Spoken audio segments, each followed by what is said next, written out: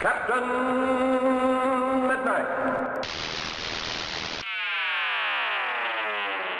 Okay, so while I was on a short vacation last week, it was announced that Warner Brothers is in negotiation with Martin Scorsese, Todd Phillips, and possibly reaching out to Leonardo DiCaprio to work on a movie about the origin of the Joker, which will not star Jared Leto and will not take place in the DCEU. So, yeah, there's a lot to unpack there. Obviously, nothing is set in stone here, and I would not be surprised if this movie never actually saw the light of day. But it leaves a lot to speculate about. Should there be a Joker Origins film?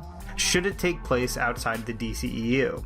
And perhaps most importantly, are Scorsese, Phillips, and DiCaprio good fits for this project? Joker's good. What a kick turn. Alright, well, I'm going to start with that first question. Should there be a Joker origin film? I actually wrote my answer down so I wouldn't forget it. Let me just get out this piece of paper. No. Alright, well that was easy. Moving on. Okay, fine. I should probably expand on my first answer a little bit.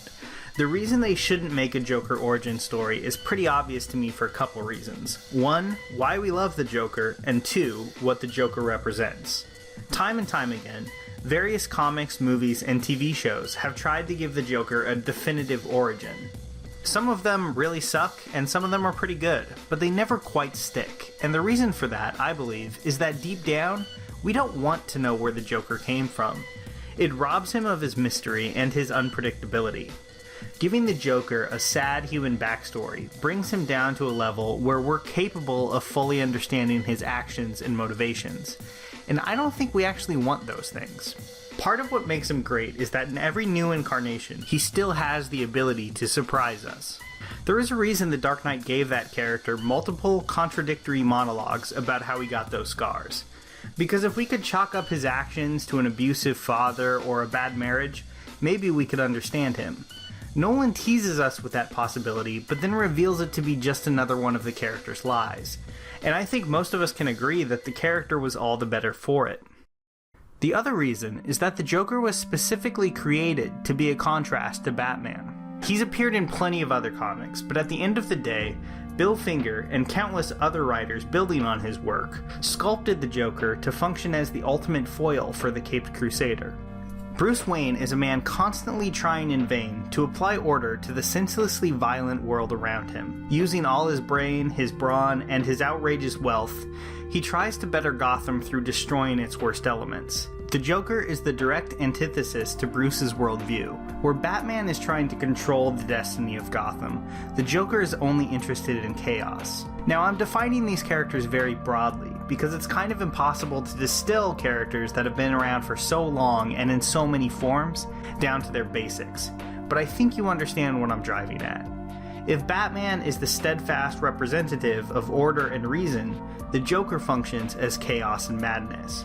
Now, I'm not saying that you can't write a great Joker story without his counterpart, but I am saying that you'll be working at a real disadvantage if you try to do so. Joker fish. Tasty, tempting, and of course... Okay, so now that we've got that out of the way, I do have to admit something to all of you. I actually really want to see this movie. Does it feel like a project that Warner Brothers and DC are throwing together in a desperate attempt to just throw something, anything, at the wall and see what sticks? Well, yeah. And if anyone else was attached to it, I probably wouldn't care. But Martin Scorsese is apparently on board to produce. And he's kind of my favorite living filmmaker. And you know what? I'd be more excited if he was directing it too, but I'll talk a little bit more about that later. At first, the Joker and Scorsese seem like such a weird pairing to me, because we're talking about a guy who, in his long career, has never really shown any interest in superheroes or franchise filmmaking in general. The cynic in me thinks that Scorsese just feels like he could use a bit of a career boost after his criminally overlooked Silence flopped so hard at the box office. But the more I thought about it, the more I can see why a movie about the origins of the Joker would appeal to him. And that's because what Martin Scorsese is capable of doing better than almost any other filmmaker is masterfully building a sense of escalation. Just look at two of his most popular and crowd-pleasing movies, Goodfellas and The Wolf of Wall Street. They're very different films, but one thing they have in common is how they take their protagonists from fairly average, everyday guys to debauched, drug-fueled maniacs. Okay, that's a bit of an oversimplification, but both of those movies, and in a very different way Taxi Driver, display just how great Scorsese is at these descent into madness type of stories, a skill that would obviously be very helpful when making a movie about the Joker. And it would also not surprise me if the film decided to go with the Killing Joke's Joker origin story, which flashes back to when he was a failed stand-up comedian.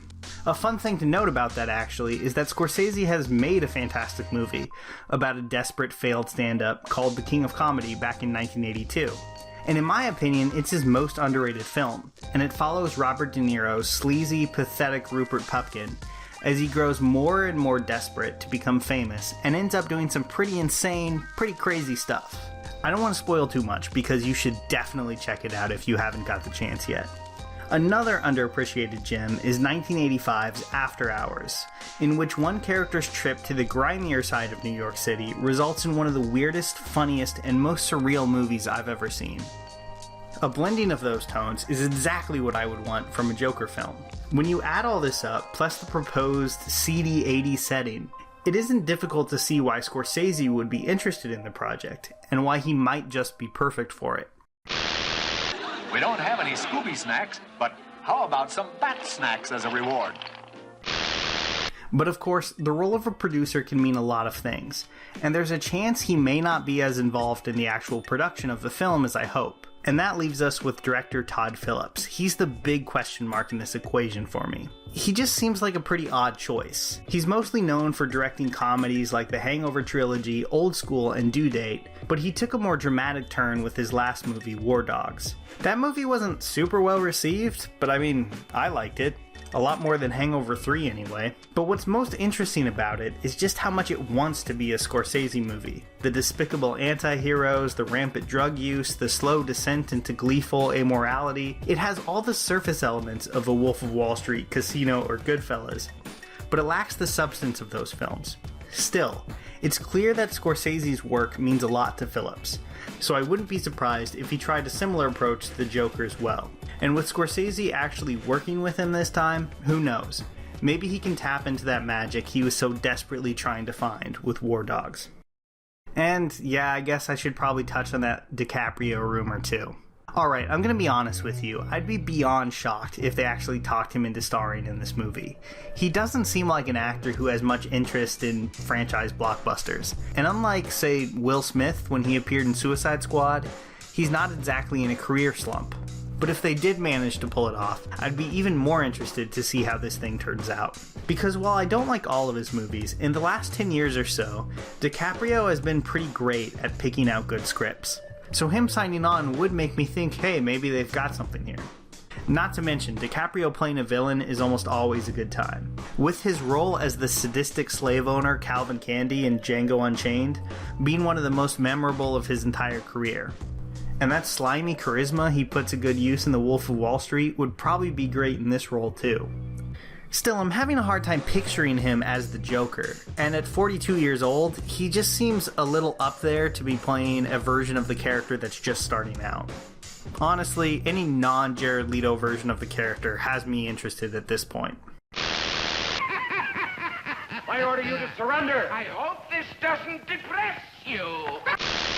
Speaking of Jared Leto's Joker, it really looks like this film, should it get made, won't be connected to the DCEU at all. I kind of like this idea because it frees the filmmakers up to do anything they want instead of having to be constrained to all of this.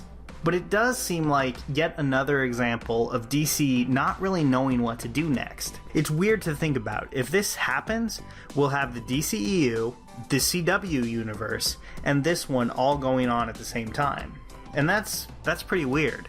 But at the end of the day, a good movie is a good movie. But if separating this new Joker film from the DC universe is what they need to do to make a quality film, I definitely don't have any big problems with that. In the end, this proposed Joker movie really has me torn. I'm not exactly over the moon about the idea of a standalone movie about this character. Without Batman, the Clown Prince of Crime can easily come off as a one-note character, because I really do think he needs that foil to play off of.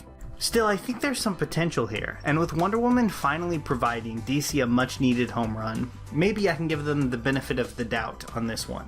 The Joker is a hard character to pull off, especially since past portrayals of him still loom so large in the public imagination. But I still think DC has a chance to course correct here, and give us an exciting new Joker that we never saw coming. Hey guys, I hope you enjoyed the video. I know I enjoyed making it. Just so you know, if I'm unable to upload next week, it's probably because I'm busy dealing with power outages from Hurricane Irma here in Florida. I don't think it'll be a big deal, but I just wanted to let you guys know, just in case. And I will see you hopefully next week.